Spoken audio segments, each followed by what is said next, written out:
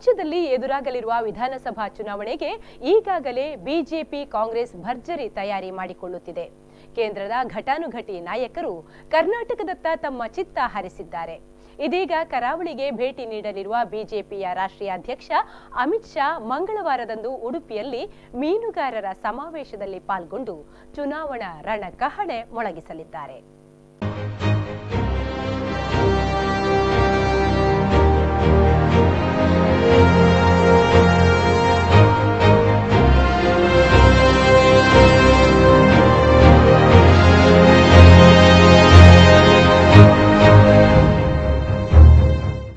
ಕರಾವಳಿ ಬಿಜೆಪಿಯ ಭದ್ರಕೋಟೆ.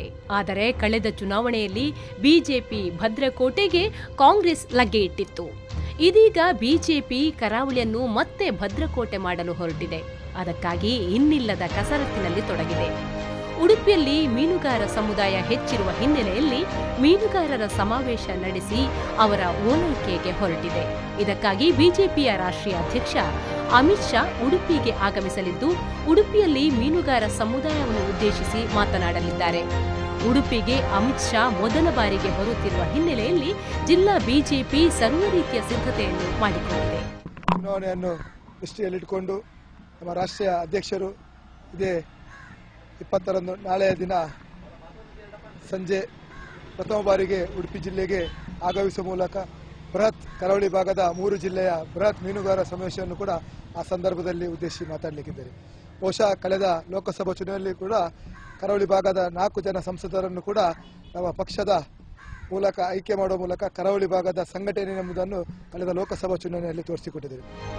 ಮೀನುಗಾರರ ಸಮಾವೇಶಕ್ಕಾಗಿ ಉಡುಪಿಯ ಮಲ್ಪೆ ಕಡಲ ಕಿನಾರೆಯಲ್ಲಿ ಬೃಹತ್ ವೇದಿಕೆ ಸಿದ್ಧಗೊಂಡಿದೆ.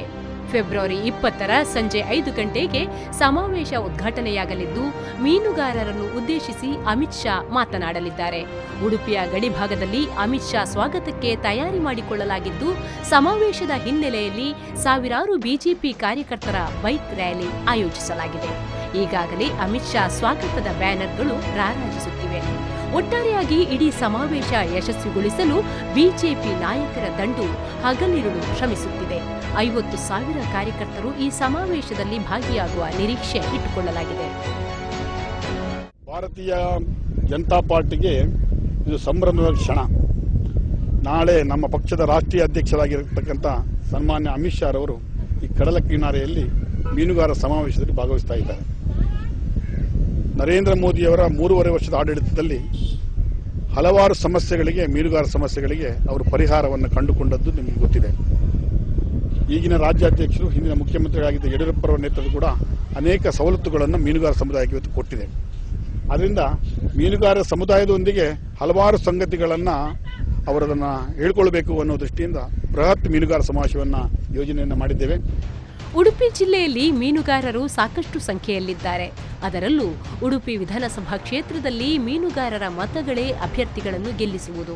ಈ ಹಿನ್ನೆಲೆಯಲ್ಲಿ ಮೀನುಗಾರರನ್ನು ಬಿಜೆಪಿಯತ್ತ ಸೆಳೆದು ಕರಾವಳಿಯಲ್ಲಿ ಮತ್ತೆ ಬಿಜೆಪಿಯ ಭದ್ರಕೋಟೆ ಮಾಡುವುದು ಬಿಜೆಪಿಯ ಮಾಸ್ಟರ್ ಪ್ಲಾನ್ ಆಗಿದೆ. ಇದು ಎಷ್ಟು ಯಶಸ್ಸಾಗುತ್ತದೆ ಎಂಬುದನ್ನು ಮಾತ್ರ ಕಾದು ನೋಡಬೇಕು. ಪಲ್ಲವಿ ಸಂತೋಷ್, ವಿ4 ನ್ಯೂಸ್ 24/7 ಉಡುಪಿ.